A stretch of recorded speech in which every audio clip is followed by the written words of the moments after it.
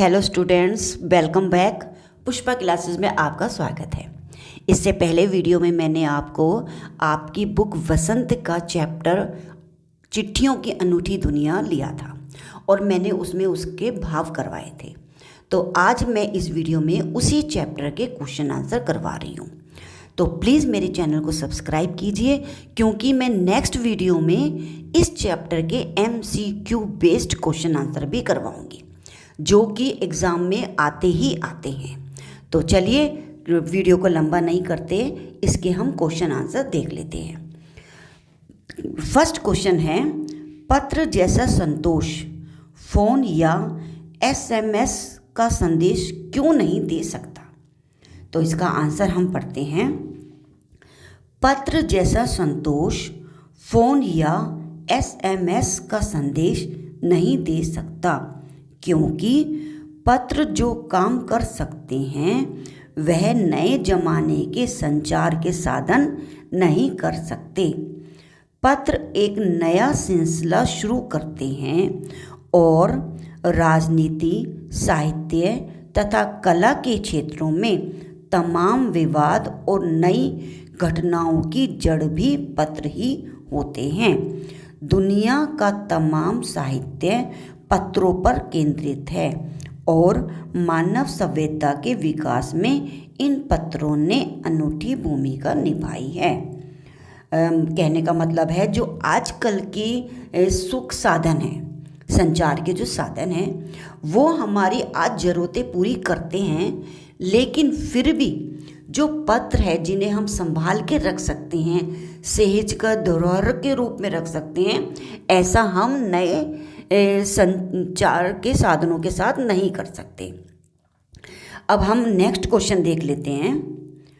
पत्र को खत, कागज, उत्तरम, जाबू, लेख, कड़िद, पाती, चिट्ठी इत्यादि कहा जाता है। इन शब्दों से संबंधित भाषाओं के नाम बताइए। यानी कि ये जितने भी नाम हैं, ये हमें पत्र के नाम हैं सारे, लेकिन ये हमें बताने हैं ये किस भाषा में क्या बोला जाता है, ये हमसे पूछा है। तो इसका आंसर पढ़ते हैं हम। पत्र को उर्दू में खत और चिट्ठी, संस्कृत में पत्र, कन्नड़ में कागज, तेलुगु में उत्तरम और लेख, हिंदी में पाती तथा तमिल में कड़िद कहा जाता है। यानी कि अलग अलग भाषा में पत्रों को अलग अलग नाम से जाना जाता है। नेक्स्ट क्वेश्चन पढ़ते हैं हम। पत्र लेखन की कला के विकास के लिए क्या क्या प्रयास हुए, लिखिए। तो इसका आंसर हम पढ़ते हैं। पत्र लेखन की कला के विकास के लिए निम्न प्रयास हुए। डाक व्यवस्था के सुधार के साथ पत्रों को सही दिशा देने के लिए विशेष प्रयास किए गए। पत्र संस्कृति विकसित करने के लिए स्कूली पाठ्यक्रमों में पत्र लेखन का विषय भी शामिल किया गया। विश्व डाक संघ की ओर से 16 वर्ष से कम आयु वर्ग के बच्चों के लिए पत्र लेखन प्रतियोगिताएं आयोजित करने का सिलसिला सन 1972 से शुरू हुआ। अब नए नए साधन आ गए हैं और ऐसे में पत्रों को पीछे ना रह जाए पत्र, इसके लिए उसको आगे बढ़ाने के लिए, उसकी संस्कृति को बढ़ाने के लिए नए नए कदम उठाए गए। उसमें से विशेष कदम क्या था? 16 वर्ष से कम आयु के बच्चों के लिए पत्र लेखन प्रतियोगिताएं आयोजित की गई। और ये कब शुरू हुआ? 1972 में। और आगे हम इसका क्वेश्चन पढ़ते हैं। नेक्स्ट क्वेश्चन है, पत्र धरोहर हो सकते हैं लेकिन SMS क्यों नहीं? तर्क सहित अपने विचार दीजिए। इसका पहले हम आंसर पढ़ते हैं, फिर मैं इसको क्वेश्चन को आपको समझाऊंगी। आज देश में ऐसे लोगों की कमी नहीं है जो अपने पुरखों की चिट्ठियों को सहेज कर, संजोकर विरासत के रूप में रखे हुए हों। पत्रों हो तो आप सहेज कर रख लेते हैं, पर SMS संदेशों को आप जल्दी ही भूल जाते हैं। कितने संदेशों को आप सहेज कर रख सकते हैं? तमाम महान हस्तियों की तो सबसे बड़ी धरोहर उनके द्वारा लिखे हुए पत्र ही होती है। भारत में इस श्रेणी में राष्ट्रपिता महात्मा गांधी को सबसे आगे रखा जा सकता है। दुनिया के तमाम संग्रहालय में जानी मानी हस्तियों के पत्रों का अनूठा संकलन भी है। इसलिए कहा जाता है कि पत्र धरोहर हो सकते हैं, लेकिन SMS नहीं।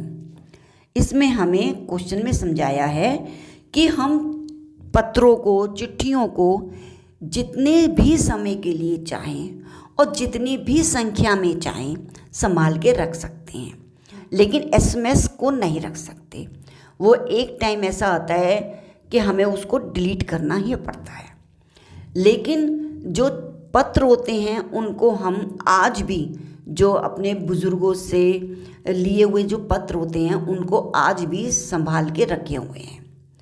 और आपको मैं एक बात अपने पर्सनली उससे भी बताती हूँ, जब भी हम कोई पत्र पुराना पढ़ते हैं तो उस वक्त का जो समय होता है, भाव होते हैं, उनके जो उस समय की मनोस्थिति होती है, उसको भी हम ऑब्जर्व कर सकते हैं, यानी कि महसूस कर सकते हैं। पत्र के अंदर एक इतना अपनापन होता है, लेकिन मैसेज या SMS व्हाट्सएप में ऐसा नहीं होता। और जो महात्मा गांधी जी हैं उनके पास देश विदेशों से अलग अलग पत्र आते थे। उनके पत्र आज भी संभाल के संग्रहालयों में रखे हुए हैं। और सिर्फ उन्हीं के नहीं, जवाहरलाल नेहरू के, इंदिरा गांधी के, बड़े बड़े उस समय के लेखक जो होते थे, कवि, और बड़े बड़े जो कहते हैं, क्या बोल सकते हैं उनको, बड़े जितने भी नामी ग्रामी लोग थे, उनके पत्र आज भी हमने संग्रहालयों में संभाल के रख रखे हैं। नेक्स्ट क्वेश्चन है, क्या चिट्ठियों की जगह कभी फैक्स, ईमेल, टेलीफोन तथा मोबाइल ले सकते हैं? तो इसका आंसर हम पढ़ते हैं। चिट्ठियों की जगह कभी फैक्स, ईमेल, टेलीफोन तथा मोबाइल नहीं ले सकते, क्योंकि यह सब वैज्ञानिक युग के हैं जो मानव के लिए बहुत महत्व रखते हैं, परंतु ये कभी भी पत्रों का स्थान नहीं ले सकते।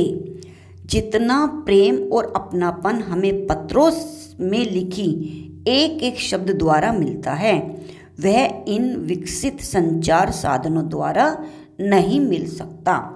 इसलिए ये कभी भी चिट्ठियों का स्थान नहीं ले सकते। यानी कि कहने का मतलब है, जो पत्र के अंदर बात होती है वो नए संचारणों में नहीं होती है। उसको हम संभाल के रख सकते हैं, बार बार हम उसको अच्छे से रीड कर सकते हैं। उस वक्त के मनोभावों को हम एक एक शब्द से जान और पहचान सकते हैं। तो आपको ये सारे क्वेश्चन आंसर समझ आए होंगे। वीडियो देखने के लिए आपका बहुत बहुत धन्यवाद।